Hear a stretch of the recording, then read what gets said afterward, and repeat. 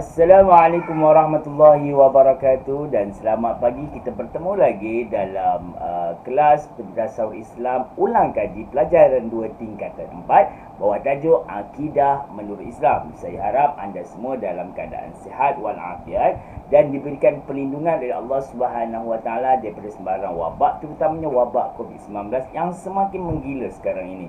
Utamanya varian Delta dan ada lagi varian baru saya pun tak sebut, Lambada tak silap saya. Itu lagi berbahaya. Jadi kita semua moga kita diberikan kerahmatan dan perlindungan dari Allah Subhanahu Wa Taala. Hari ini saya nak buat rujukan sedikit atau buat ulang kaji sedikit pembelajaran bagi tingkatan 5 iaitu ulang kaji tingkatan 4 bagi persediaan SPM 2021. Moga kita diberikan kejayaan dalam mengharungi dugaan Allah Subhanahu Wa Taala, terutamanya bagi anda calon-calon SPM 2021. Jom kita ikuti pelajaran ulang kaji pada hari ini.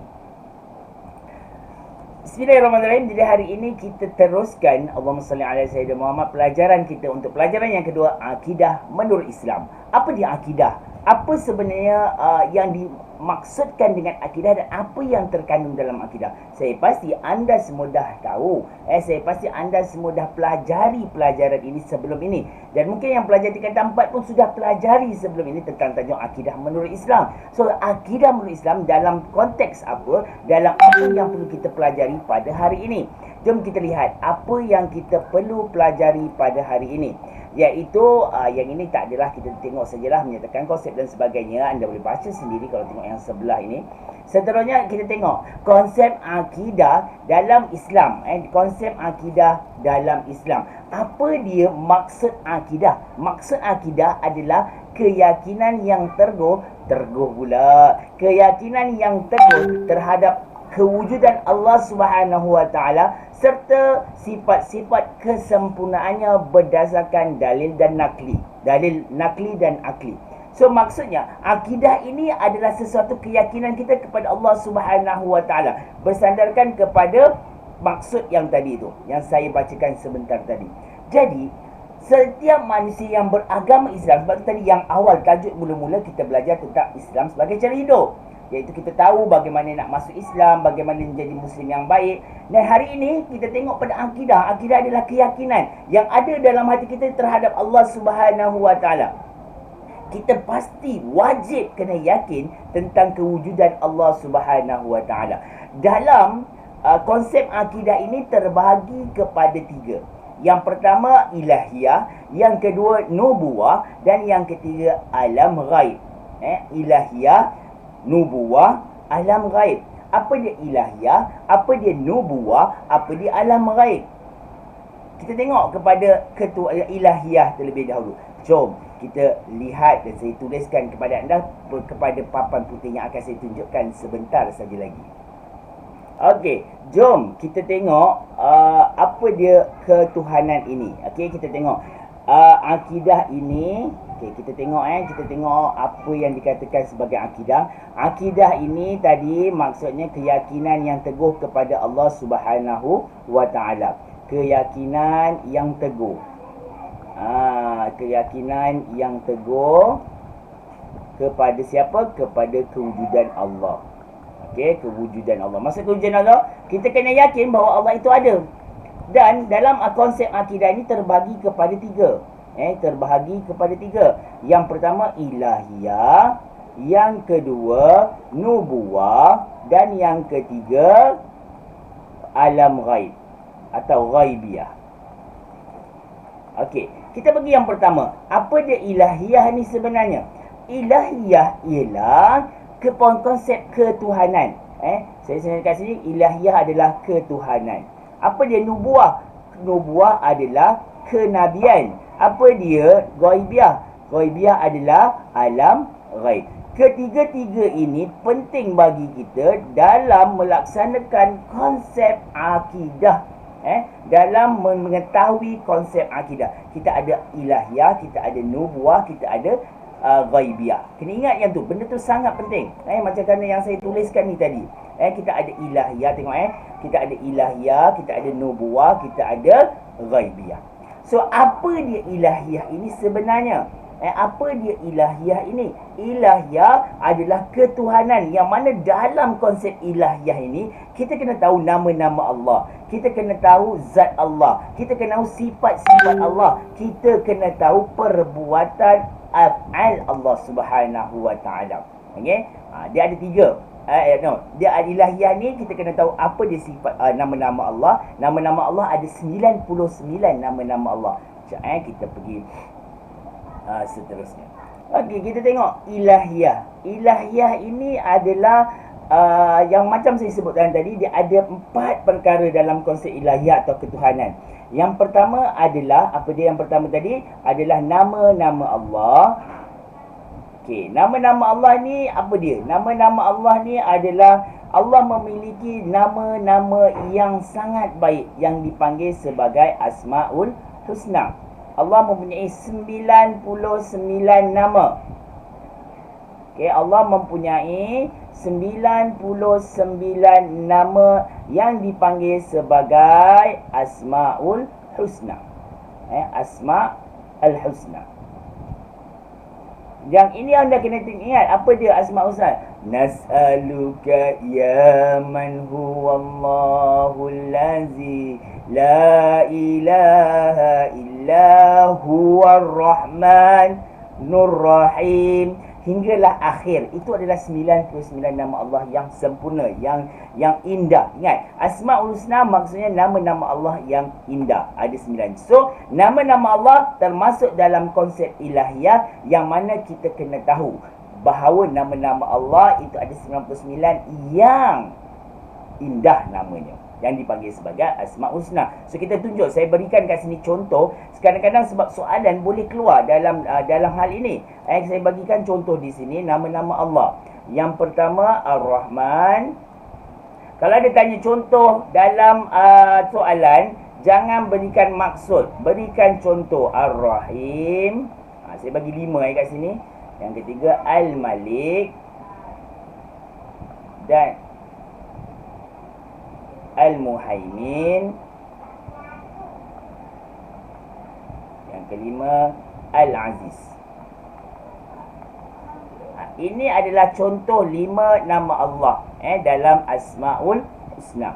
Contoh 5 nama Allah dalam Asmaul Husna. Jadi saya harap saya tak nampak saya elak sikit. Al-Rahman, Al-Rahim, Al-Malik, Al-Muhaimin dan Al-Aziz.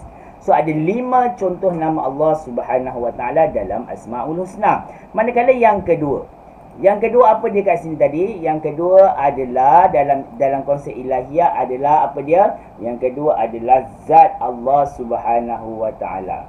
Okey, zat Allah. Apa dia zat Allah ni? Kita boleh tahu ke zat Allah ni? No, kita tak akan dapat tahu. Kerana zat Allah itu tidak dapat diketahui oleh manusia.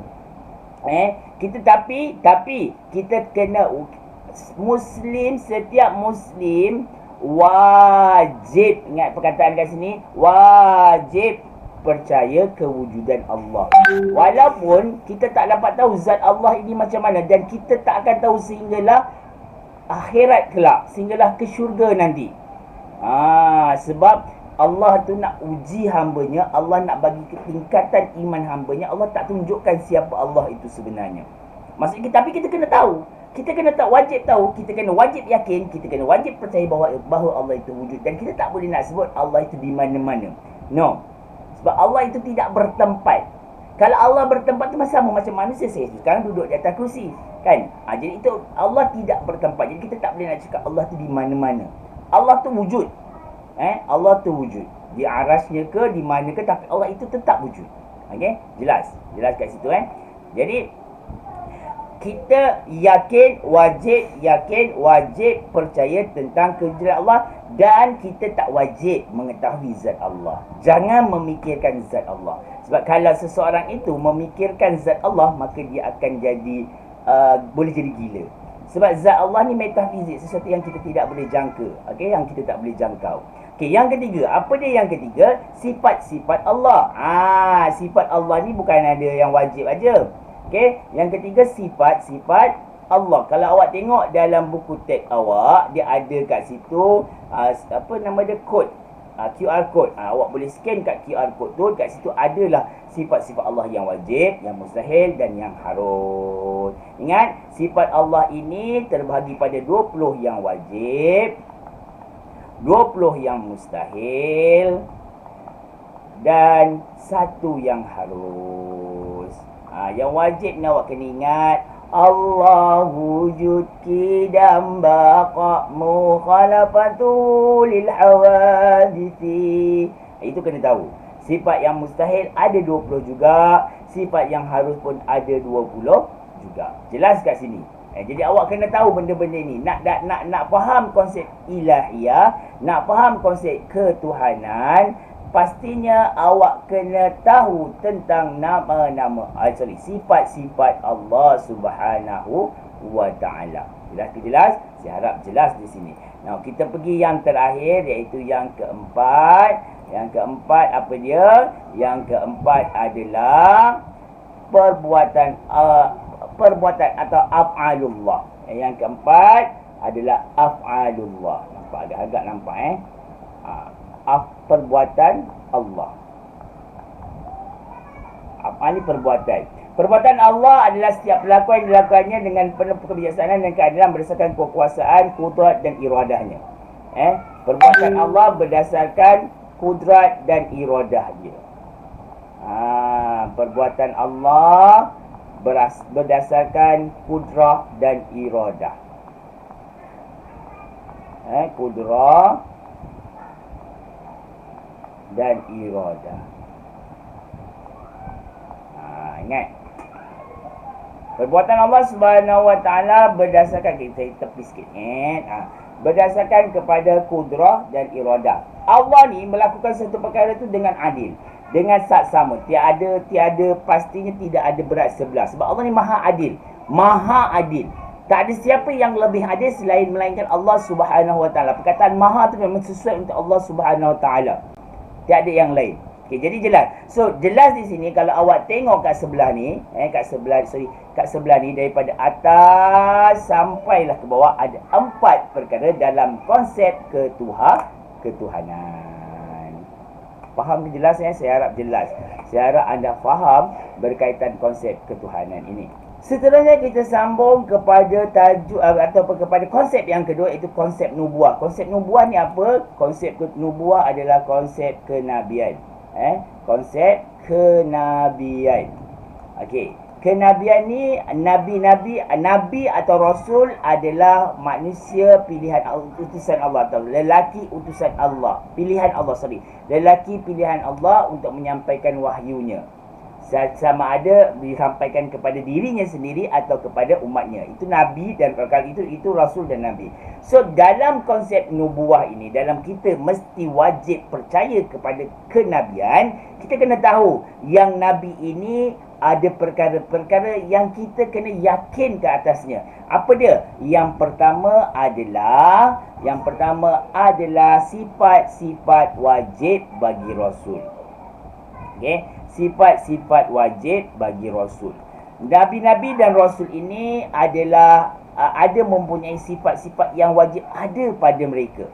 Apa dia? Sifat wajib bagi rasul ini ada 4 sifat. Apa dia? Siddiq, double D. Siddiq, amanah, tabligh, fatanah. Okey, siddiq, amanah, tabligh, fatanah.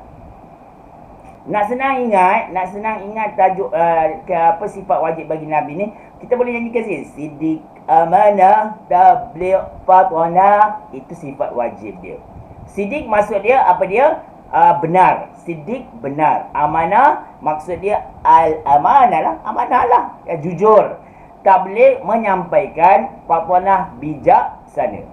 Nabi mesti benar, mesti amanah atau jujur, mesti menyampaikan apa yang dia ada, dan mesti seorang yang bijaksana. Nabi terhindar daripada sifat bodoh tu, tidak terhindar, memang tidak akan ada. Okey, seterusnya kita pergi kepada yang kedua, sifat haram atau sifat mustahil bagi rasul. Sifat mustahil bagi Rasul ini ada 4 juga. Sifat mustahil ini ada 4 juga. Yang pertama apa dia? Yang pertama kizbun. Ada 4 juga. Dia lawan kepada sini kizbun, khiyanah, hizbun khiyana, kitman balada. Balada.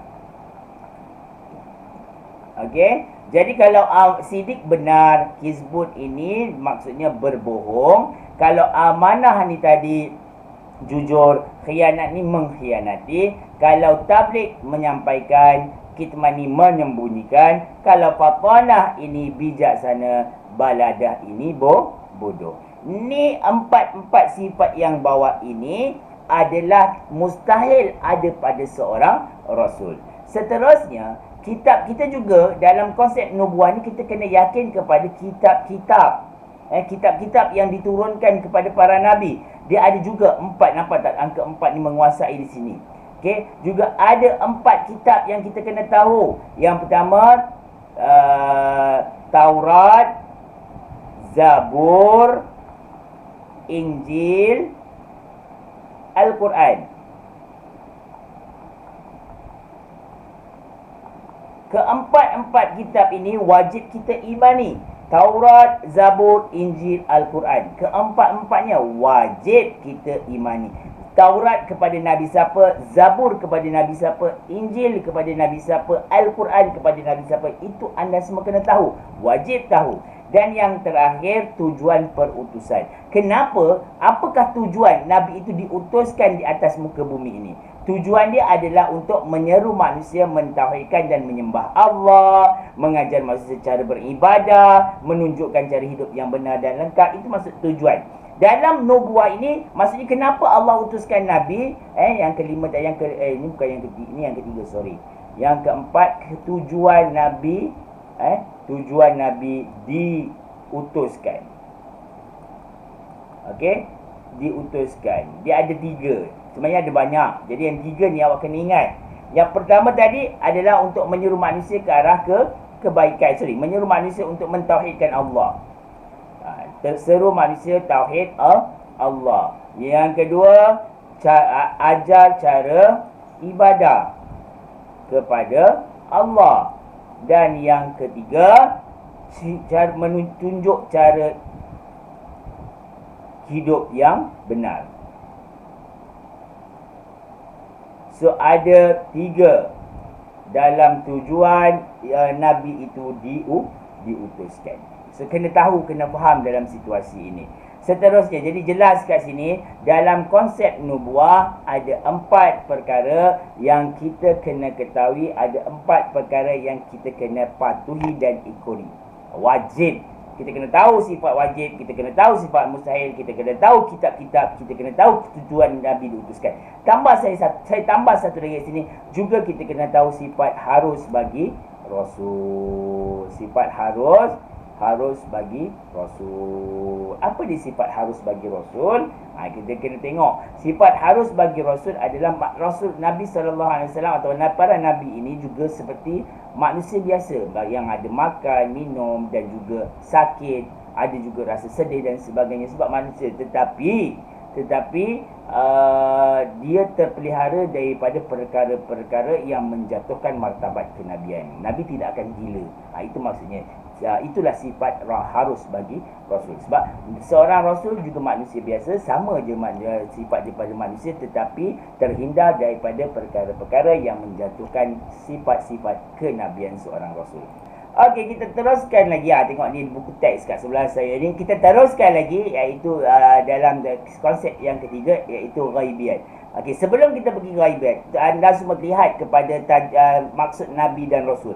Nabi apa dia? Rasul apa dia? Nabi adalah lelaki pilihan Allah yang diutuskan wahyu kepadanya, tetapi tidak wajib disampaikan kepada umatnya. Kita ambil pendek dan ringkas untuk awak dapat 2 markah. Manakala Rasul adalah lelaki pilihan Allah yang diberikan wahyu dan wajib disampaikan kepada umatnya. Itu kita ambil yang paling senang, paling ringkas untuk anda, untuk memudahkan anda menghafal, untuk memudahkan anda mengingat. Nabi dan Rasul, poin utamanya, poin yang wajibnya adalah lelaki pilihan Allah. Itu wajib quote kat situ, lelaki pilihan Allah. Kalau Nabi, lelaki pilihan Allah yang diberikan wahyu untuk dirinya sendiri. Kalau Rasul, lelaki pilihan Allah yang diberikan wahyu untuk dirinya dan disampaikan kepada orang lain. Yang itu kena ingat. Itu beza antara wahyu dan juga antara Rasul dan Nabi. Manakala kita tengok, barulah kita masuk kepada yang terakhir dalam konsep akidah adalah ghaibiyat. Ghaibiyat ni apa dia? Perkara-perkara ghaib. Perkara-perkara ghaib. Itu yang kita nak kena tahu, perkara-perkara ghaib ini. Apa dia perkara-perkara ghaib? Perkara ghaib. Apa maksud perkara ghaib? Perkara ghaib maksudnya adalah apa dia yang dikatakan sebagai perkara ghaib, ataupun kita tengok kat sini dipanggil sebagai ghaibiyat. Perkara ghaibiyat. Apa dia ghaibiyat? Apa dia perkara ghaib? Kita pergi kepada maksud ghaib. Maksud perkara ghaib, kita ambil yang sini. Apa maksud ghaib? Ghaib adalah ataupun kita perkara yang tidak dapat dilihat oleh panca indera. Ini je, senang je. Ataupun tak dapat dilihat dengan mata kasar pun boleh. Ini maksud perkara ghaib. Satu perkara yang kita tak dapat lihat dengan mata kasar kita, tak dapat lihat dengan panca indera kita. Kadang-kadang ada orang tak dapat mata tapi dapat rasa. Tapi ini perkara ghaib ni tak dapat dilihat dengan mata kasar. Kalau dapat dilihat dengan mata kasar, itu tidak dipanggil sebagai perkara ghaib. So kita tengok apa yang dikatakan sebagai, dan apa konsep perkara ghaib ini. Perkara ghaib ini kita dapat tahu dengan hanya tengok yang sebelah ni, tengok sebelah ni. Tengok yang nombor 2 ni. Hanya diketahui oleh manusia melalui wahyu, iaitu Al-Quran. Yang seterusnya manusia wajib percaya dan yakin dengan perkara ghaib. Apa contoh perkara ghaib? Apa contoh perkara ghaib? Dia ada dalam buku teks awak. Contoh perkara ghaib, ini dia contoh perkara ghaib. Malaikat, iblis, jin, qada dan qadar, barzah, hari kiamat, mahsyar, hisab, titian, syurga dan neraka. Ini contoh perkara ghaib. Dalam tasawuf Islam kita tak perlu perkara-perkara ghaib ni sebenarnya ada 5 kalau kita tengok dalam pendidikan Islam. Tetapi dalam tasawuf Islam kita ambil yang ringkas yang ke atas sahaja. So firman Allah Subhanahu wa taala, ba'da a'udzubillahi minasyaitonir rajim, wa laqad ba'atsna fi kulli ummatin rasulan an ya'budullaha wajtanibu at-taghut. Dan sesungguhnya kamu telah mengutuskan dalam kalangan setiap umat seorang rasul dengan memerintahkannya menyeru mereka, hendaklah kamu menyembah Allah dan jauhilah taghut, yakni syaitan, berhala, roh-roh serta apa sahaja yang disembah serta selain Allah Subhanahu wa taala. Dan kita tengok amalan yang berkaitan dengan pegangan akidah. Apakah amalan yang berkaitan dengan pegangan akidah manusia? Okey. Antaranya yang pertama, amalan yang berasaskan tauhid. Pegangan akidah yang mana? Kita pergi kepada yang pertama, pegangan akidah yang benar. Pegangan akidah yang benar. Okey, pegangan akidah yang benar. Apakah sekejap. Kita nak tengok ni dulu. Sabar ya, sabar. Dia dalam keadaan macam ni. Okey. Now, kita tengok amalan pegangan. Apakah yang dikatakan pegangan akidah yang sebenar atau yang benar? Yang pertama, bertepatan dengan Al-Quran dan As-Sunnah. Yang kedua, tauhid, syahadah, iaitu la ilaha illallah Muhammadur Rasulullah. Berpegang kepada tauhid Allah Subhanahu wa taala. Yang kedua, berpegang dengan dalil akli dan nakli. Dan yang ketiga, berpandukan ilmu dan amal. Okey, berpegang dengan ilmu dan amal. So ada 4 pegangan akidah. Yang pertama, kita mesti berasaskan tauhid. Apa dia berasaskan tauhid ini? Kalimah la ilaha illallah. Itu pegangan utama kita. Macam yang ada dalam ni, pegangan tauhid atau syahadah dipanggil, kalau dalam buku teks awak dia ada tulis kat situ. Kita tengok dalam buku teks, ada tulis dalam buku teks awak di situ. Okey, ni. Pegangan yang pertama, berasaskan tauhid. Berasaskan tauhid ini bermaksud adalah berasaskan kepada kalimah syahadah la ilaha illallah.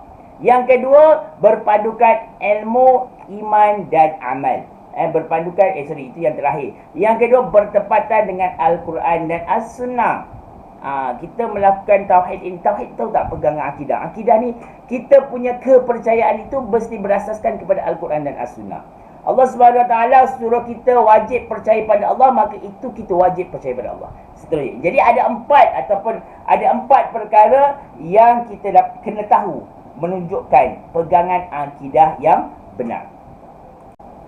Okey, sebelum kita meneruskan pada tajuk yang terakhir ni, kita kena tahu apa dia dalil nakli dan apa dia dalil akli. Dalil nakli adalah dalil yang datangnya daripada Allah Subhanahu Wa Taala. Dalil akli adalah dalil yang boleh kita gunakan akal untuk membawa logik kepada sesuatu perkara. Ataupun yang lahir daripada akal manusia yang baik. Itu dalil akli. Okey, yang macam mana dekat sebelah ni, atas ni. Jelas kat situ. Saya harap anda jelaskan. Dan ini adalah yang ada ni adalah amalan-amalan yang berkaitan dengan pegangan akidah. Sebelum kita pergi kepada pegangan amalan yang berkaitan dengan pegangan akidah, kita kena tahu bahawa akidah ini ataupun akidah manusia ataupun iman manusia ini berkurang dan bertambah. Kita kena ingat, akidah adalah perkara yang mana ianya membabitkan iman. Yang ini kena tahu. Yang ini anda kena tahu. Kita saya tengokkan pada akidah. Okey, akidah ini, kita tengok akidah tadi adalah percaya. Okey, dah tak wujud, mana pula ni dia pergi. Dia tak nak pergi datang dah. Dia tak nak datang lah. Macam mana ni? Saya punya ni masalah. Kejap. Okey, bismillahirrahmanirrahim. Dia lari pula. Okey, akidah. Akidah ni adalah berkait rapat dengan, dia tak sama, berkait. Memang akidah ni bila ada seseorang tu akidah, maka dia ada iman. Iman manusia ini bertambah dan berkurang. Ingat, iman manusia bertambah dan berkurang. Iman manusia ini boleh bertambah dengan dengan adanya perkara, dengan perbuatan amalan-amalan yang dikatakan sebagai yang saya tunjukkan sebentar tadi. Amalan-amalan yang mana amalan itu adalah amalan yang berkait rapat bagaimana nak berpegang dengan akidah. Bila kita buat perkara-perkara tersebut, bila kita amalkan amalan-amalan yang baik tadi tu, dia berkait rapat. Amalan baiklah. Amalan baiklah. Ini bila iman seorang itu bertambah, berkait rapat dengan amalan baik. Iman seseorang itu berkurang, berkait rapat dengan amalan buruk. Maksiat, ataupun kita dekat sini maksiat. So jelas kat sini, iman manusia boleh bertambah dan boleh berkurang. Sorry kalau tak cantik. Okey, jelas. So, sebelum kita pergi yang terakhir, yang mana perkara amalan-amalan yang boleh menyebabkan kita bertambahnya iman, boleh berpegang akidah yang baik, berkukuhkan akidah kita, itu amalan-amalan dikatakan amalan baik yang sebelah sana tu. Amalan yang boleh merosakkan iman kita, boleh kurangkan iman kita, iaitu amalan-amalan buruk, iaitu amalan-amalan yang berkait rapat dengan maksiat. So, apakah, kita pergi dulu, apakah amalan-amalan baik? Amalan-amalan baik yang ada dalam buku teks awak itu ada lima. Okey, ada lima. Yang pertama yang kita nak jadikan dia sebagai panduan kita, yang pertama adalah doa. Okey, yang kedua apa dia? Yang kedua adalah berzikir. Berzikir. Yang ketiga bertawakal, dan yang keempat bertaubat. Yang kelima mujahadah, dan yang keenam apa dia? Yang kena muhasabah. Amalan ini dikategorikan sebagai amalan baik, amalan yang boleh membawa maksudnya akidah kita menjadi kukuh, iman kita menjadi kuat. So ini dikategorikan sebagai amalan-amalan baik. Kita boleh bagi contoh kat sini sikit lah, sebab dia tak ada dalam buku teks. Kita boleh bagi contoh amalan buruk yang mengurangkan iman kita. Apa dia? Berzina, Apa lagi? Yang kedua, menipu. Apa lagi? Menipu atau berbohong. Liwat atau musyahaqah. Yang ini ada dalam pendidikan Islam tingkatan 4. Ini antara amalan-amalan buruk. Liwat tu gay, musyahaqah tu lesbian. Okey, jelas kat sini. Ini adalah yang ada kat sini ni, yang ada kat atas saya, tepi saya semua ni adalah amalan-amalan yang boleh mengukuhkan akidah seseorang. Okey, bagaimana yang dikatakan amalan, macam apa yang dikatakan doa? Doa ni apa? Doa ini adalah senjata umat. Berzikir, kita kena sentiasa berzikir. Allah suka orang yang berzikir. Dia untuk menenangkan jiwa kita. Bertawakal kita menyerahkan segala perkara kepada Allah Subhanahu Wa Taala setelah kita berusaha. Bertaubat adalah kembali semula kepada Allah Subhanahu Wa Taala setelah kita melakukan maksiat. Mujahadah apa? Mujahadah inilah berusaha bersungguh-sungguh melawan nafsu. Itu mujahadah. Contohnya kita nak makan aja, masa kita kena tahan nafsu makan tu. Muhasabah iaitu kita kembali kepada, kita menilai diri kita sebelum tidur. Biasanya berlakulah kita diri untuk bermuhasabah. So ini yang atas ni, dalam amalan buruk ni awak boleh tengok dalam buku teks pendidikan Islam tingkatan 4. Dia ada zina, menipu, berbohong, liwat, musyahaqah, dia ada apa lagi, perkara-perkara yang membatalkan iman, itulah kat situ ada. Okey, jelas ke jelas? Saya harap jelaslah ya. Jadi saya mengharapkan anda semua dapat memahami apa yang kita cuba terangkan pada hari ini. Dan kita pergi kepada yang terakhir, iaitu kepentingan kepentingan pelaksanaan amalan akidah mengikut syarak. Apa pentingnya melaksanakan akidah ini mengikut syarak? Yang pertama, ianya adalah sebagai syarat utama amalan diterima oleh Allah Subhanahu Wa Taala. Sebab akidah ini, akidah ini dia bertunjangkan kepada rukun iman yang 6. Kalau kita tengok hari tu dalam video saya sebelum ini berkaitan tentang rukun iman. Rukun iman adalah syarat utama penerimaan amal ibadah kita oleh Allah. So dalam akidah ini, nak jadi, kita dah Islam tapi kita tak berakidah, kita tak yakin, maka kita boleh jadikan Islam kan? Tidak. Sebab akidah ini menentukan anda Islam ataupun tidak. Itu akidah. Yang kedua, benteng daripada perkara syirik, khurafat dan bid'ah. Yang ketiga, tunjang kekuatan umat Islam, beroleh rahmat dan keberkatan Allah, membentuk jati diri sebagai Muslim sejati. Dan ini adalah kepentingan pelaksanaan amalan akidah mengikut syarak. Maksudnya kenapa akidah ini mesti diamalkan mengikut syarak? Banyak aja akidah-akidah yang buruk. Apa contoh akidah-akidah yang tak baik? Akidah ni adalah kepercayaan. Apa dia? Contoh akidah yang buruk.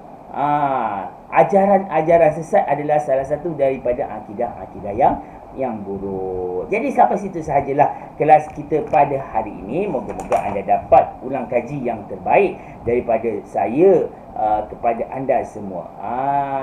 Jadi saya harap anda semua dapat mempelajarinya dengan baik, dapat mengetahui, dapat mengikuti. Moga-moga dengan apa yang kita sampaikan yang saya cuba sampaikan pada hari ini dapat menjadi satu perkara yang memberikan manfaat kepada anda. Dan kita ingat, akidah adalah satu aspek yang penting dalam Islam. Yang sebab tu nak jadikan Islam sebagai ad-din ini, kita kena ada akidah, kita kena ada ketahui apa dia akidah. Konsep akidah ada 3. Apa dia perkara-perkara yang ada dalam konsep akidah? Akidah terbagi pada 2, akidah yang baik, akidah yang buruk. Dan ada juga akidah ni hanya untuk orang Islam. Orang bukan Islam tidak dipanggil sebagai akidah. Tahu akidah ini adalah kepercayaan kepada Allah sebenar-benarnya. Kadang-kadang orang bukan Islam, dia orang percaya juga pada Allah, tapi dia ada perkara-perkara lain yang dia maksudnya dikesampingkan hal itu.